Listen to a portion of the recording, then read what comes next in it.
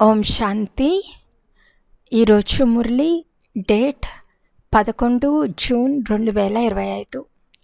బాబా చెప్తున్నారు, మధురమైన పిల్లలు, ఇప్పుడు మీరు అనంతమైన పవిత్రతను ధారణ చేయాలి. అనంతమైన పవిత్రత అనగా ఒక్క తండ్రి తప్ప ఇంకెవ్వరూ గుర్తు రాకూడదు. ప్రశ్న: తండ్రి ద్వారా వారసత్వాన్ని తీసుకునేందుకు ముందు చేసిన పురుషార్థానికి దాని తర్వాత స్థితికి గల వ్యత్యాసం ఏమి? జవాబు: మీరు తండ్రి నుండి ఆస్తిని తీసుకునేటప్పుడు దేహ సంబంధాలన్నీ వదిలి ఒక్క తండ్రినే స్మృతి చేసే పురుషార్థం చేస్తారు.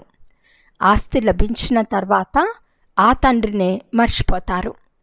ఇప్పుడు ఆస్తిని తీసుకోవాలి కనుక ఎవ్వరితోనూ ఇక కొత్త సంబంధాన్ని జోడించరాదు, లేకుంటే మర్చిపోవటం కష్టమవుతుంది. అన్నిటినీ మర్చి ఒక్క తండ్రినే స్మృతి చేస్తే వారసత్వం లభిస్తుంది. పాట ఈ సమయం వెళ్ళిపోతోంది. ఓం శాంతి. మధురాతి మధురమైన ఆత్మీక పిల్లలకు తండ్రి జ్ఞాని ఎవరో అజ్ఞాని ఎవరో అర్థం చేయిస్తున్నారు.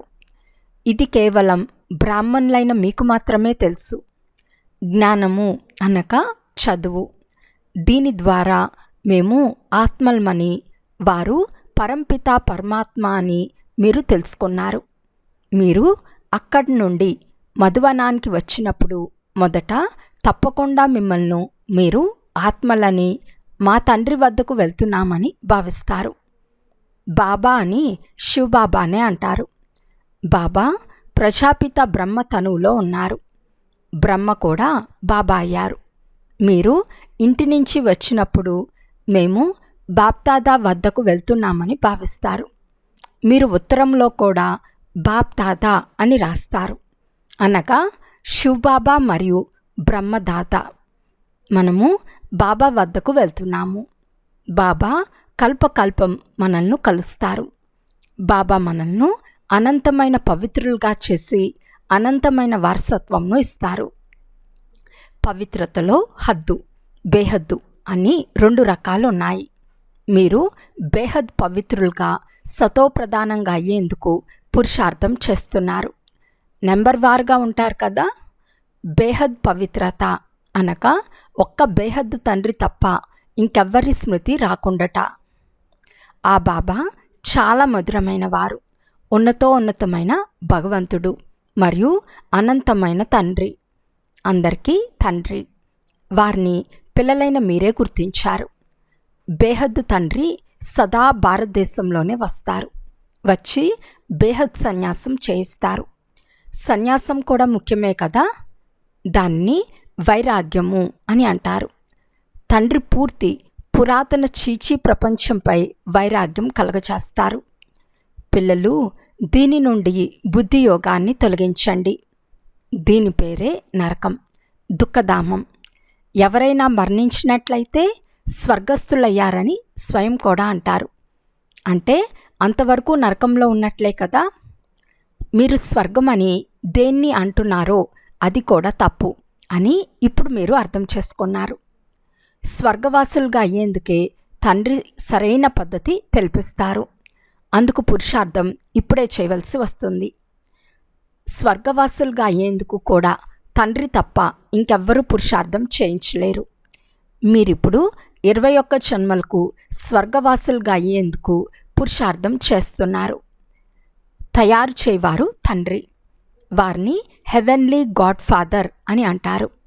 వారు స్వయంగా వచ్చి చెప్తున్నారు, పిల్లలు, నేను మొదట మిమ్మల్ని శాంతిధామానికి తీసుకెళ్తాను. వారు యజమాని కదా. శాంతిధామానికి వెళ్ళి పాత్రను అభినయించేందుకు మళ్ళీ సుఖధామానికి వస్తారు. మనము శాంతిధామానికి వెళ్తే అన్ని ధర్మాల వారు శాంతిధామానికి వస్తారు. బుద్ధిలో ఈ మొత్తం డ్రామా చక్రం అంతా గుర్తుంచుకోవాలి. మనమందరము శాంతిధామానికి వెళ్తాము. తర్వాత మనమే మొదట వచ్చి తండ్రి నుండి వారసత్వాన్ని పొందుతాము. ఎవరి నుండి ఆస్తిని పొందాలో వారిని తప్పకుండా స్మృతి చేయాలి. ఆస్తి లభించిన తర్వాత తండ్రి స్మృతి మర్చిపోతామని పిల్లలకు తెలుసు. ఆస్తి చాలా సహజమైన రీతిలో లభిస్తుంది. తండ్రి సన్ముఖంలో చెప్తున్నారు, మధురమైన పిల్లలు, మీ దేహ సంబంధాలన్నీ మర్చిపోండి. ఇప్పుడు ఏ కొత్త సంబంధము జోడించరాదు. ఒకవేళ ఏదైనా కొత్త సంబంధం జోడించినట్లయితే మళ్ళీ దాన్ని మర్చిపోవలసి వస్తుంది. కొడుకో కూతురో జన్మిస్తే అది కూడా కష్టమే. అదనపు స్మృతి పెరిగింది కదా. అందరినీ మర్చి ఒక్కరినే స్మృతి చేయాలని తండ్రి చెప్తున్నారు. మన తల్లి, తండ్రి, టీచర్, గురువు మొదలైన సర్వ సంబంధాలు వారే. ఒక్క తండ్రి పిల్లలమైన మనమంతా సోదరి సోదరులము. పినతండ్రి, మేనమామ మొదలైన సంబంధాలేవి లేవు. సోదర సోదరీల సంబంధం కేవలం ఈ సమయంలో మాత్రమే ఉంటుంది. బ్రహ్మకు పిల్లలు, శివబాబాకు పిల్లలే కాక పౌత్రులు కూడా. ఇది పక్కాగా బుద్ధిలో స్మృతి ఉంది కదా. పిల్లలైన మీరు నడుస్తూ తిరుగుతూ నెంబర్వార్ పురుషార్థానుసారం స్వదర్శన చక్రధారులుగా అవుతారు. పిల్లలైన మీరు ఈ సమయంలో చైతన్యమైన లైట్ హౌస్లు. మీ ఒక్క కంట్లో ముక్తిధామము, మరో కంట్లో జీవన్ముక్తిధామము ఉన్నాయి. ఆ లైట్ హౌస్ జడమైనది, మీరు చైతన్యమైన వారు. మీకు జ్ఞాననేత్రం లభించింది. మీరు జ్ఞానవంతులై అందరికీ దారి చూపిస్తారు. తండ్రి కూడా మిమ్మల్నే చదివిస్తున్నారు. ఇది దుఃఖధామమని. ఇప్పుడు మనం సంగం యుగంలో ఉన్నాము. మిగిలిన ప్రపంచమంతా కలియుగంలో ఉంది. సంగం యుగంలో తండ్రి పిల్లల చేతిలో కూర్చుని మాట్లాడతారు. పిల్లలు మాత్రమే ఇక్కడికి వస్తారు. కొందరు బాబా ఫలానా వారిని మీ వద్దకు తీసుకువస్తామని రాస్తారు. అలాగే తీసుకొని రండి. గుణాలు తీసుకుంటారు. బహుశా బాణం తగలవచ్చు, కళ్యాణం జరగని అని బాబాకు కూడా దయ కలుగుతుంది.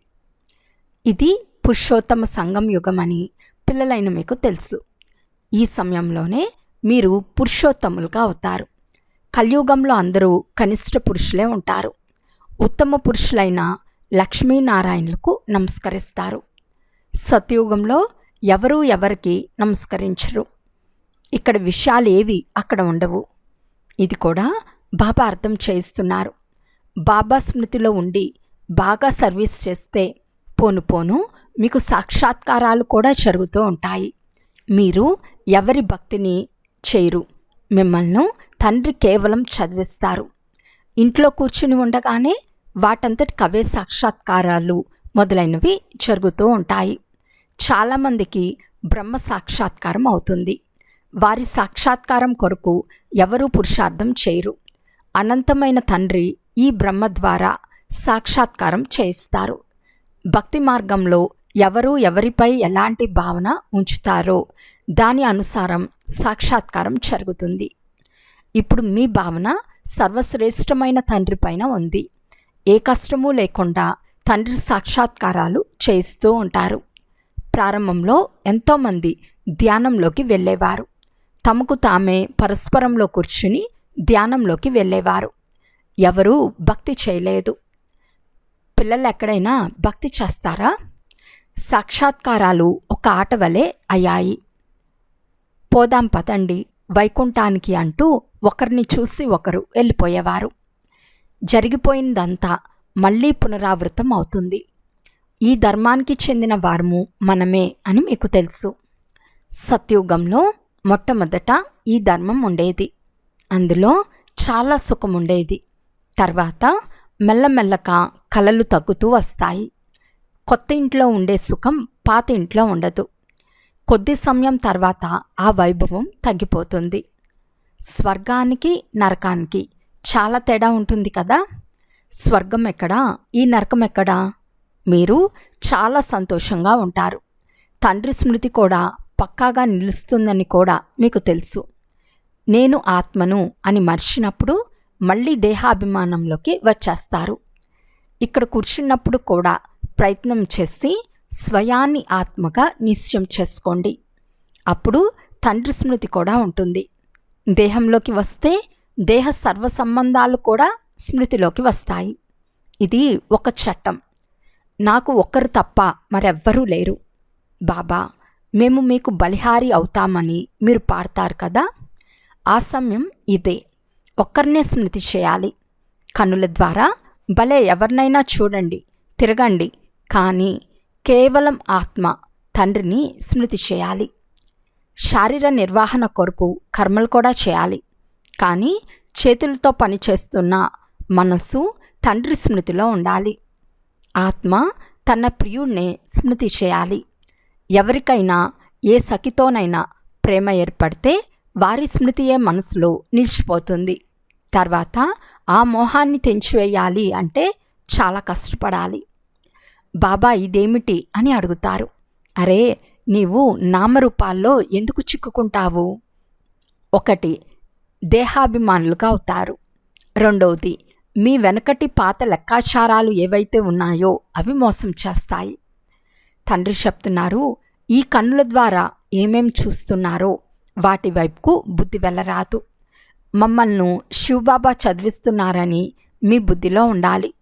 చాలామంది పిల్లలు ఇక్కడ కూర్చుని ఉన్నా ఎప్పుడు తండ్రిని స్మృతి చేయరు. కొందరు ఇక్కడ కూర్చుని ఉన్న స్మృతిలో ఉండలేరు.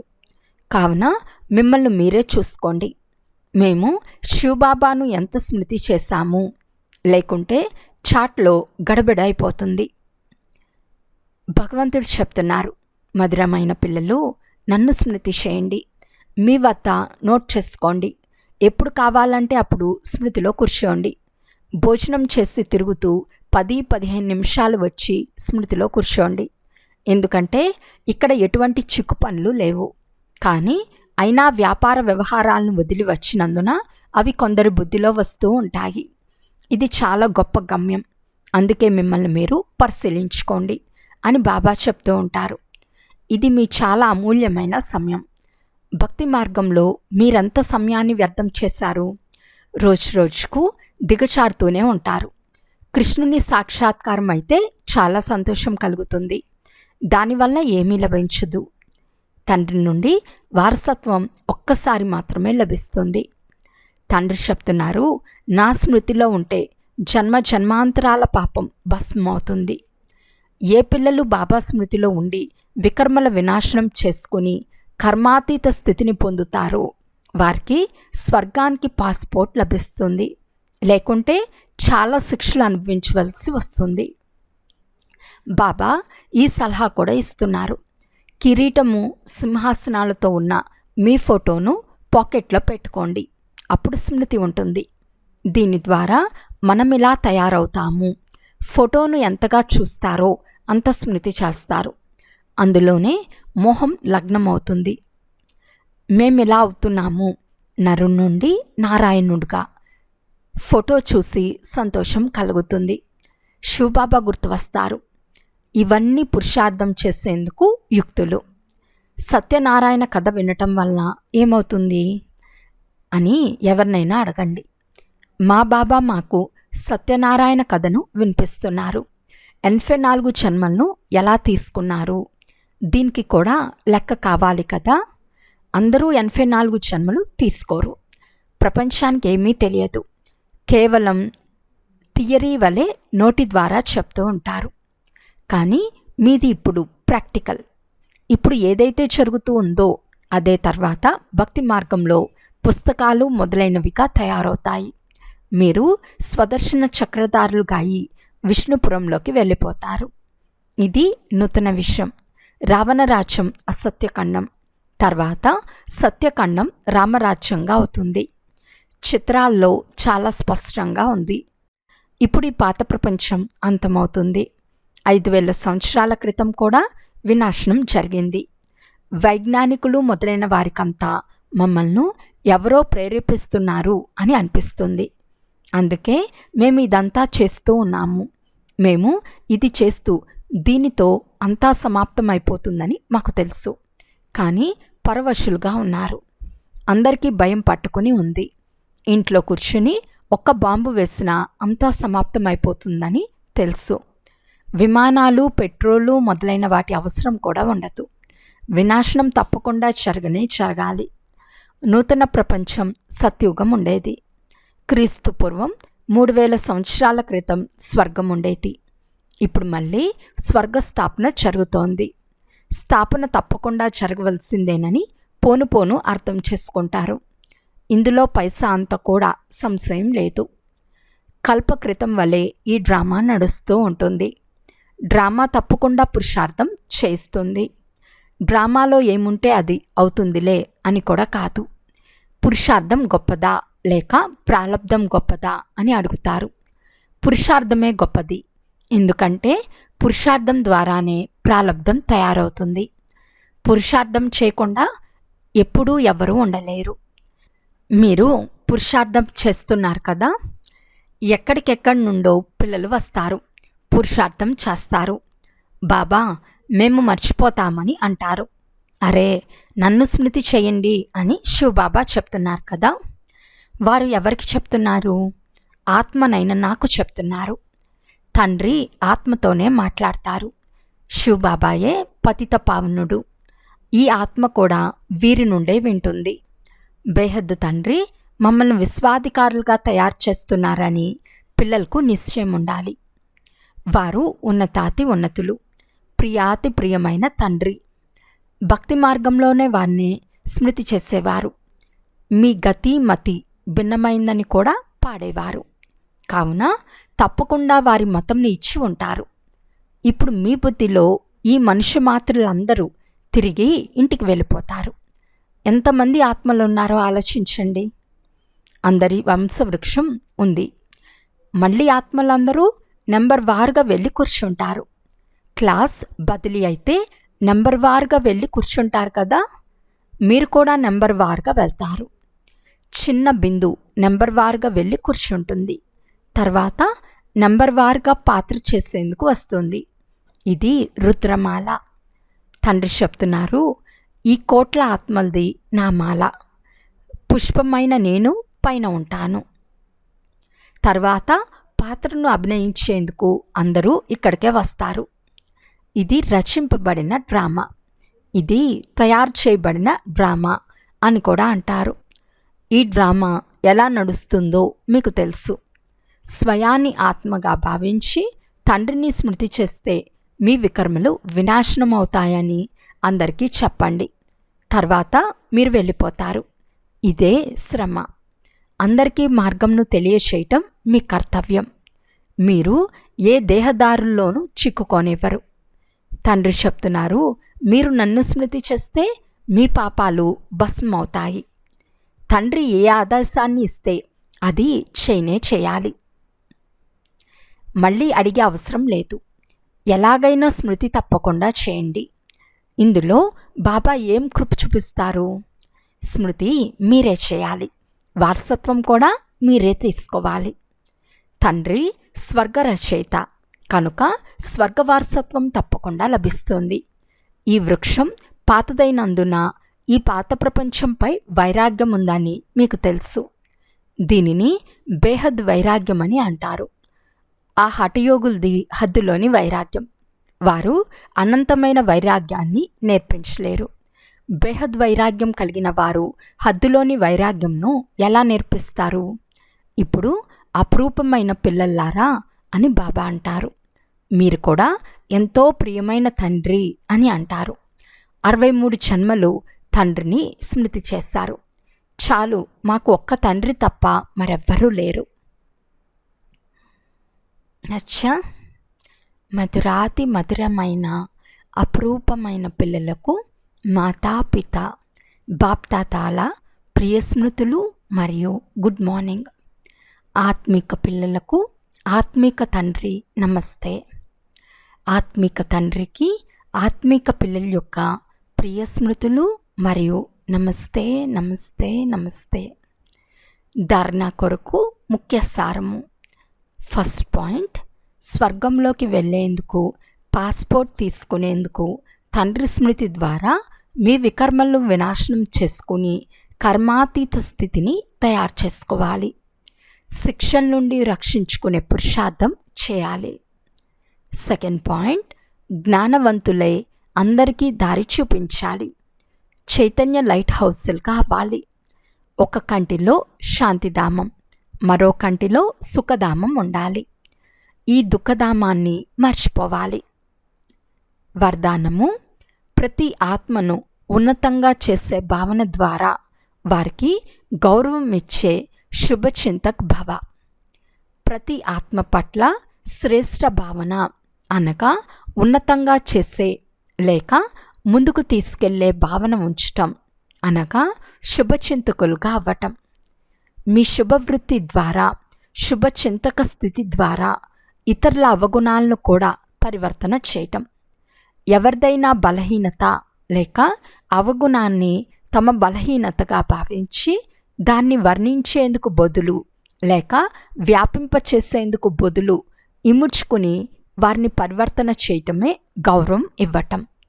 పెద్ద విషయాన్ని చిన్నదిగా చేయటం, వ్యాకుల పడే వారిని శక్తివంతులుగా చేయటం, వారి సాంగత్య రంగులోకి రాకుండా సదా వారిని కూడా ఉమంగ ఉత్సాహాల్లోకి తీసుకురావటమే గౌరవం ఇవ్వటం. ఇలా గౌరవించేవారే శుభచింతకులు. స్లోగన్: పాత స్వభావ సంస్కారాలు త్యాగం యొక్క భాగ్యాన్ని సమాప్తం చేస్తాయి. అందువలన వాటిని కూడా త్యాగం చేయండి. అవ్యక్త సూచన: ఆత్మీక స్థితిలో ఉండే అభ్యాసం చేయండి. అంతర్ముఖులుగా అవ్వండి. ఎలాగైతే బ్రహ్మబాబా ఏకాంత ప్రియునిగా అయిన కారణంగా సదా అంతర్ముఖులుగా ఉండినారో, నేను ఆత్మను, నేను ఆత్మను అనే పాఠాన్ని పక్కా చేసుకున్నారో, ఆ కారణంగానే వారు స్వయం కూడా సదా శాంతి మరియు సుఖసాగరంలో ఇమిడి ఉండినారో, అంతేకాక ఇతర ఆత్మలు కూడా తమ శుద్ధ సంకల్పాలు మరియు వైబ్రేషన్ల ద్వారా, వృత్తి మరియు మాటల ద్వారా, సంపర్కం ద్వారా శాంతి లేక సుఖాన్ని అనుభూతి చేయించారో అలా తండ్రిని అనుసరించండి. అచ్చా. ఓం శాంతి.